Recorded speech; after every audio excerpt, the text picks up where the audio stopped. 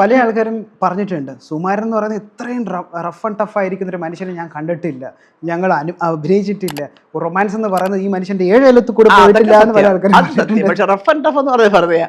എല്ലാ കളിയും തമാശയും ഒക്കെ ഉണ്ട്. അത് മക്കളോടാ കൂടുതലും നമ്മളെക്കാട്ടിലൊക്കെ. പിന്നെ ഈ പറയുന്ന റൊമാൻസ് അത് പണ്ടും പറയും സുഹൃത്ത്, എനിക്ക് മനസ്സിലാവുന്നില്ല, ഇങ്ങനെ ഭാര്യയും ഭർത്താവ് റോഡിൽ കൂടെ പാടിക്കൊണ്ട് നടക്കൂടി ഞാനൊക്കെ ചോദിക്കുമോ, ഞാൻ എന്ത് പറയും. അത് അത്രയും ഇഷ്ടപ്പെട്ട ബഹുമാനമുള്ള സംവിധായകരോട് ചോദിക്കും, എന്തോന്ന് എൻ്റെ പൊന്നെ സാറേ ചുമ്മാതെ നമ്മൾ ഇതൊക്കെ എവിടെ ഇങ്ങനെയൊക്കെ പറയാം. അദ്ദേഹത്തിൻ്റെ വർത്താന രീതി അറിഞ്ഞൂടെ, അതൊക്കെ ഒരിത് വലിയതാണ്. അതിട്ട് ഞാൻ പറഞ്ഞില്ല, ഞാൻ ഇൻ്റർവ്യൂവിൽ പറഞ്ഞിട്ടുണ്ട്, പണ്ട് അംബിക ശരം എന്ന് പറയുന്ന പടം, എന്തോന്ന് ചേച്ചി ഞാൻ വലിയ കാര്യത്തിൽ കൊഞ്ചിയാകത്തിട്ട് പുള്ളി ഇതൊക്കെ പറഞ്ഞിട്ട് ഇതാണ് പ്രേമമെന്ന്. ഞാൻ പറഞ്ഞു ഇതിപ്പോൾ ഞാൻ ആരോടെ കഴിക്കാനാവും. ഭാരതി പണ്ടെടുത്ത് പറയാത് ഇന്താളാ ഇവനെ ഞാൻ ഈ കാതലിക്കറ, ഇവനക്ക് കാതലിനാ എന്നാ തെരുമാ എന്ന് ചോദിച്ചിട്ടുണ്ട്.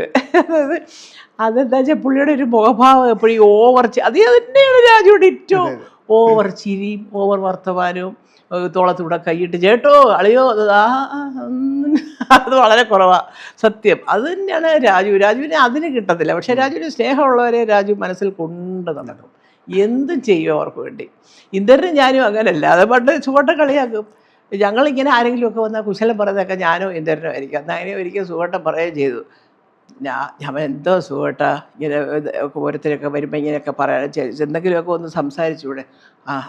അതായത് ഞാനും നീ സംസാരിക്കുന്ന അതേ ലെവലിൽ സംസാരിച്ചാൽ മേലാൽ ആ മനുഷ്യൻ ഈ വീട്ടിൽ വരത്തില്ല, അയാൾക്ക് വെള്ളം കുടിക്കാൻ നീ സമയം കൊടുത്തില്ലെന്ന് ഇങ്ങനെയൊക്കെ പറഞ്ഞ് എൻ്റെ കാര്യം. അല്ലാതെ അങ്ങനത്തെ കാര്യങ്ങളാണ്. അദ്ദേഹം വളരെ സത്യമാണ്, കുറച്ചൊരു ഗൗരവത്തിലിരിക്കുന്നെങ്കിലും അദ്ദേഹത്തിന് കാര്യങ്ങളെക്കുറിച്ചെല്ലാം അറിയാം.